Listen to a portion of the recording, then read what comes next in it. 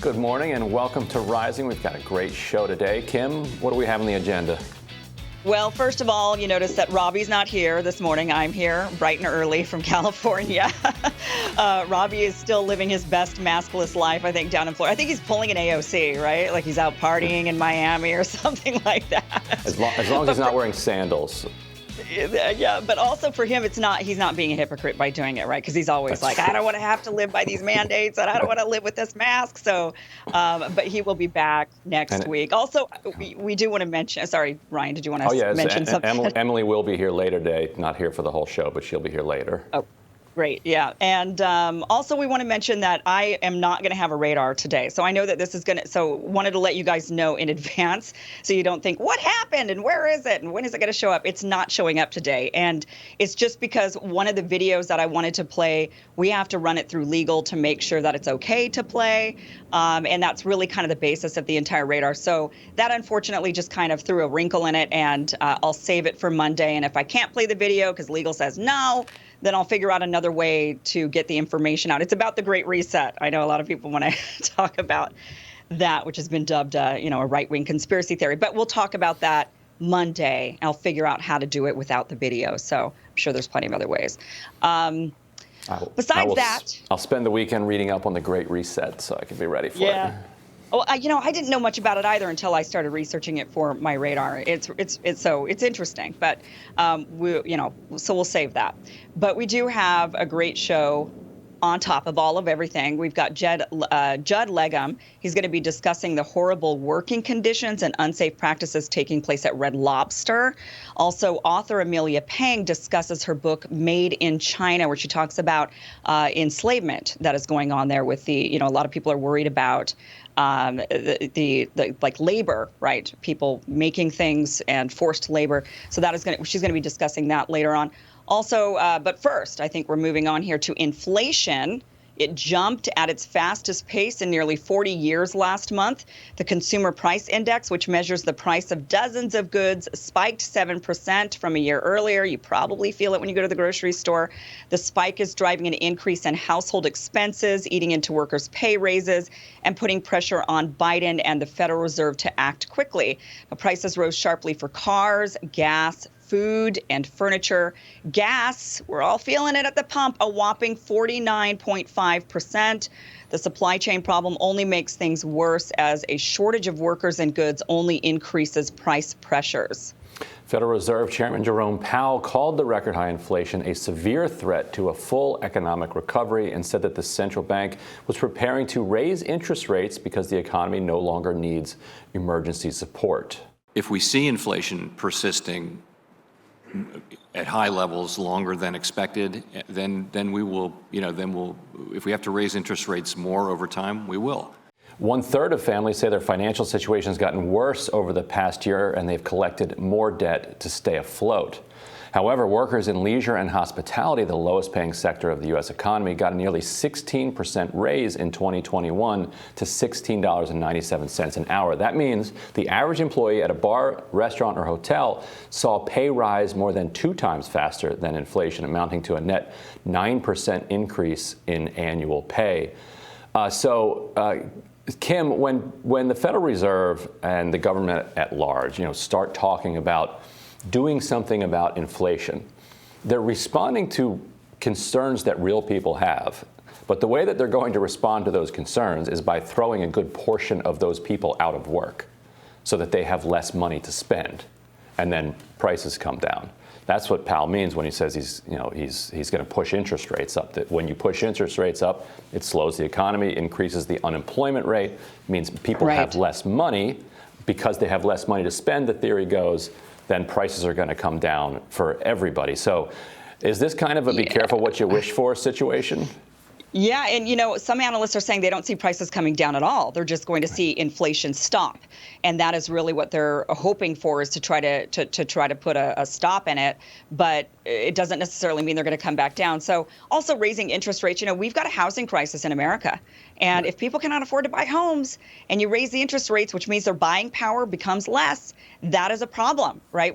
That is the number one expense for most people. They're already seeing their grocery bills go up, when their gas prices going up. That is hurting a lot of people. So then on top of it, to tack on to, especially those blooming early families that are just trying to buy their first homes, to raise up those interest rates, that is going to be really, really problematic. I just don't think that I don't know what the Biden administration is planning on doing about inflation. This is obviously a giant problem. This will cost him the election.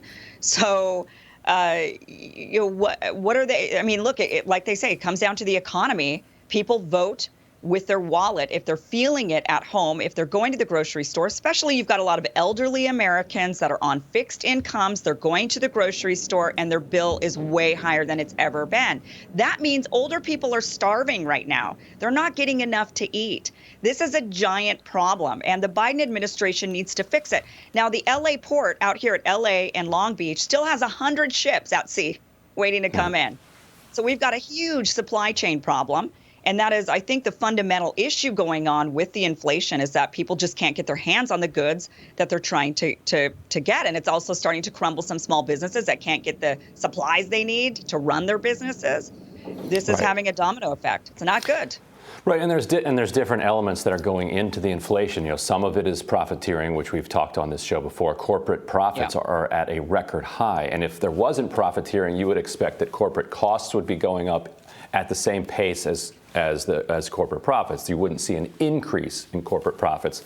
But then on energy costs, you've got OPEC reducing the supply of gas that they're pumping out. And that's significantly political because Mohammed bin Salman is furious, as we've talked about here, at the Biden administration for dissing him, for not recognizing him as the rightful leader of Saudi Arabia. Trump made his very first international trip to Riyadh. And remember, he put his hands on that orb. And he and Kushner, lavished praise on bin Salman, allowed him to do whatever he wanted with Qatar and anywhere else in Yemen, whereas Biden has not really stopped him from doing anything in Yemen, but it's just being a little bit ruder to him than MBS would like. And so gas prices, as a result, are high. The gas prices push themselves all the way through the rest of the economy. But then there's also the structural stuff, and that goes to your question of what the Biden administration wanted to do about it. The Build Back Better Act was going to push down drug prices, was going to push down housing prices, which are some of the biggest expenses that people have. Over time, by investing $1 trillion in clean energy, you're threatening MBS's monopoly on our economy. Like if we have substantial clean energy resources, then Saudi Arabia can't just move a dial and mess with our politics and mess with our inflation and our economy this way. But none of that at this point looks like it's going to happen. So without that, they have the FTC cracking down on meat packers. And interestingly, under pressure, there was a 0.9% drop in meat prices. While everything else is going up in December, nearly a 1% drop in meat prices. And that does suggest that there's some profiteering going on, that there's some agency involved. Because if you can go the other direction when you're under political pressure, then that means without anybody looking, you are happy to go and jack prices up. Well, and it's interesting because I think that the majority of those who voted for Biden do want to see him put or be less friendly with Saudi Arabia. But I think we are feeling the ramifications of that. I mean, and that's sort of the balance I think that the nation has to take is, we want to have this moral standing of which countries we're going to be friendly with based on their human rights records. And, other countries operate much like the Scandinavian countries. They operate like, look, that's your business. We'll kind of we'll stay neutral. And just sort of, operate our country and mind our own business. So we're sort of seeing that the ramifications of those decisions, even though that particular, iciness towards Saudi Arabia is popular amongst the voting base. So it's really, really interesting. It is, but it's not even accomplishing the goal, because, the goal would be to end the war in Yemen. And to end the humanitarian crisis there, end the starvation and the disease that's sweeping across that region. But the war still goes on. All we're doing is some diplomatic, dissing of MBS. And I guess that's nice, but who cares? Yeah, he's flexing his muscles and just saying, look, you can't bully me. So he's having the last laugh. Yeah, unfortunately. And according to Rex Nutting at MarketWatch, raising interest rates really won't have an effect on the supply chain issues driving some costs in the first place. Nutting writes that investing in manufacturing and transportation and getting people back to work with good paying jobs will drive the economy more than raising interest rates. I tend to agree with that. Senator Elizabeth Warren questioned Powell on another price driving factor, corporate monopolies and their role in price gouging. Let's watch. Does that increase in profit margins, combined with greater market concentration in industry after industry, suggest to you that some corporations may be passing along increased costs and, at the same time, charging more on top of that to fatten their profit margins? That could be right. It could also just be, though, that demand is incredibly strong, and that you know, they're raising prices because they can. Well, that's the point. They're raising prices because they can, and they're not being competed down. You know, market concentration has allowed giant corporations to hide behind claims of increased cost to fatten their profit margins. So the consumer pays more, both because the corporation faces higher costs and because, as you put it, because the corporation can increase prices. All right, so there's Warren saying that the Federal Reserve needs to use its authority, along with the authority that belongs to the DOJ and FTC, which they're using, to crack down on this concentrated capital. Do you think Powell got the message? I don't know if he gets any messages or if he just tunes out all the noise that he hears from everybody giving him advice. It would be my guess that role is probably a really tough role to be in. I'm sure everybody's throwing a lot of information at him all the time and giving him their opinions. But I do tend to agree with Nutting, with Rex Nutting. I do think that the real crux of what's going on is people just aren't back to work. And we need to get more people back somehow into these jobs. And a lot of it is, obviously the mandates are causing a big problem, but also I just think people maybe found different ways to make money during the pandemic.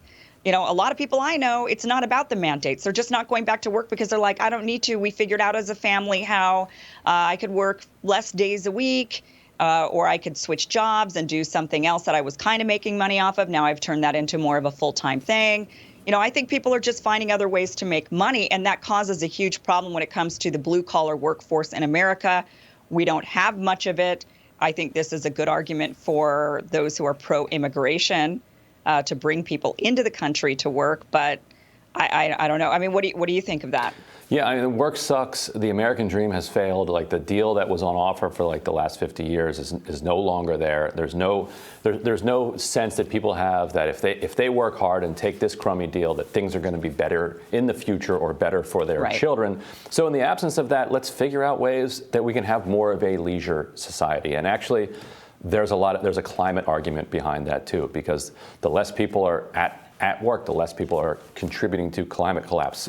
Just let's play more softball. Let's relax more. Let's figure out how we can do what we need to do. But maybe this entire push toward just working as much as we possibly can until we die isn't worth it if things are just going to get worse every generation.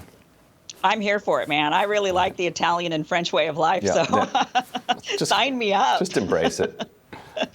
All right, we'll have more Rising right after this.